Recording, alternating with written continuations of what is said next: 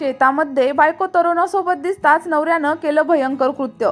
घटना आहे सोलापूर जिल्ह्यामधील मंगळवेढा तालुक्यातील एक गाव। नाव होतं सलगर बुद्रुक।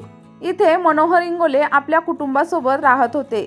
तो एक साधा शांत शेती करणारा माणूस होता आणि त्यांचा मुलगा सागर इंगोले, वय वर्ष 29, शिकलेला पण अजून नोकरी लागलेली नव्हती। त्यामुळे आता मनोहरला वाटायचं हा मुलगा ना शेतीमध्ये रमतो ना नोकरी मिळवतो, म्हणून त्यांनी आपल्या गावातल्या बाजारपेठेत सागरसाठी मोबाईल आणि गिफ्ट शॉपी सुरू करून दिली। दुकान आता चांगलं चालत होतं। रोजच्या गिराईकांमुळे आणि कमाईमुळे सागरचा आत्मविश्वास आता हळूहळू वाढू लागला होता आणि बाप लेकाच्या चेहऱ्यावरती आता समाधान देखील उमटू लागलं होतं। अशातच एक दिवस मारोळी गावातील उषा होनमुखे या विवाहित महिलेने सागरच्या दुकानामध्ये येऊन मोबाईलला रिचार्ज केला। पहिल्यांदा तर सागरने तिच्याकडे फारसं लक्ष दिलं नाही, पण हळूहळू ती आता पुन्हा पुन्हा दुकानामध्ये येऊ लागली। गर्दी नसल्यामुळे एके दिवशी उषा आणि सागरमध्ये थोडं बोलणं देखील झालं। उषाने आपली सगळी माहिती त्याला दिली। सागरने न विचारता तिच्या नजरेमध्ये काहीतरी वेगळं होतं आणि ते सगळं सागरच्या लक्षात आलं।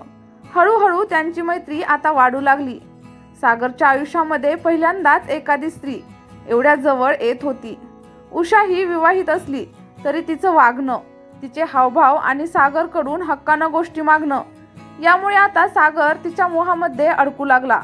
मेसेजेस, फोन कॉल सुरू झाले। त्यानंतर एकमेकांबद्दल आकर्षण वाढू लागलं आणि त्याचंच रूपांतर आता शारीरिक संबंधामध्ये देखील झालं।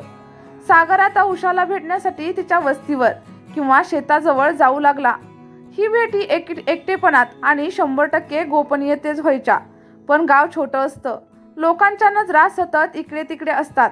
गावकऱ्यांना आता त्यांच्यावरती संशय आला आणि शेवटी काहींनी उषाचा नवरा सुभाष होनमुखे यांच्याकडे त्यांची ती माहिती पोहोचवली। सुभाषने आधी आत्मविश्वासाने ही गोष्ट नाकारली देखील, पण मग त्याने बायकोवरती लक्ष ठेवायला सुरुवात केली। बाजारात पाठवणं थांबवलं, पण उषा आणि सागर यांचा मोबाईलमध्ये संपर्क मात्र सुरूच राहिला। थोड्याच दिवसामध्ये सुभाषने उषाचा मोबाईल तपासला आणि त्यामध्ये आता सागरचे मेसेजेस देखील त्याने पाहिले। संतापूनच त्याने उषाला जाब विचारला, पण उषाला काहीच फरक पडला नाही। तिला सागरचं प्रेम आणि शरीर सुख मिळालं होतं, जे तिच्या वैवाहिक नात्यामध्ये तिला भेटत नव्हतं। एक दिवस सागरला भेटण्यासाठी उषानं त्याला रात्री शेतामध्ये बोलवलं। 25 एप्रिल 2025 संध्याकाळपासून सागर आनंदात होता। रात्री उशिरा दुकान बंद करून तो मारोळीच्या दिशेने निघाला। उषा तिच्या नवऱ्याच्या झोपेची वाट पाहून शेतामध्ये आली। दोघे जण भेटले आणि पुन्हा त्यांच्यामध्ये शरीर संबंध झाले, पण दुर्दैव, त्या रात्री सुभाषला जाग आली। बायको शेजारी नाही हे त्याच्या लक्षात आलं। त्याने भावाला संजयला बोलावून घेतलं आणि शोधाशोध सुरू झाली। शेतात काहीतरी गडबड असावी हे त्यांना लगेचच जाणवलं। उषाने सागरला ताबडतोब तिथून पळायला सांगितलं। सागर अंधारातच पळू लागला, पण सुभाष आणि संजयने त्याचा पाठलाग केला। कोण आहे हे नक्की दिसलं नाही, पण शंका स्पष्ट होती, ही तीच व्यक्ती। रागाच्या भरात त्यांनी त्याला अडवलं आणि त्याच्यावरती बेदम मारहाण देखील केली। लाथाबुक्क्यांनी आणि काठीनी तो गंभीर जखमी झाला आणि सकाळी तो सलगर येथे रक्तात माखलेला अचेमध्ये अवस्थेत आढळला। वडील मनोहर इंगोले सकाळी दूध घालायला आले आणि तेव्हा त्यांचा मुलगा त्यांना तसाच आढळला। हॉस्पिटलमध्ये नेल्यावर डॉक्टरांनी सागरला मृत घोषित केलं।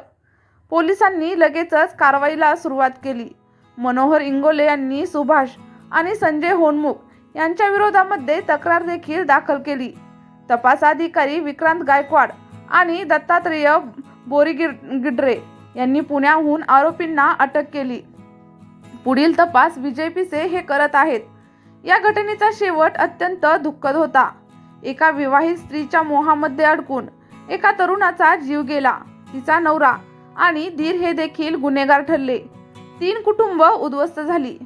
आता या गोष्टीतून शेवटचा संदेश काय मिळतो? अनैतिक संबंधांचं भविष्य नेहमीच विनाशाकडे नेतं। विवाहित स्त्रियांना समजून घ्या, त्यांचं दुःख ऐका, पण त्यांच्या मोहात अडकू नका। एका क्षणाचा मोह कित्येक आयुष्य नष्ट करू शकतो। चला तर मग प्रेक्षकांनो, ही सत्य घटना कथेच्या स्वरूपामध्ये तुम्हाला कशी वाटली हे मला व्हिडिओच्या कमेंट बॉक्समध्ये सांगायला अजिबातच विसरू नका। त्यासोबतच आपल्या व्हिडिओला लाईक देखील नक्कीच करा। आणि तुम्ही जर आपल्या चॅनलवरती नवीन असाल तर आपल्या चॅनलला सबस्क्राईब केल्याशिवाय अजिबातच जाऊ नका। आणि जर सबस्क्राईब केले असेल तर शेजारील बेल आयकॉनचे बटन देखील नक्कीच प्रेस करा, जेणेकरून असेच नवनवीन व्हिडिओ तुम्हाला दररोज पाहता येतील। धन्यवाद।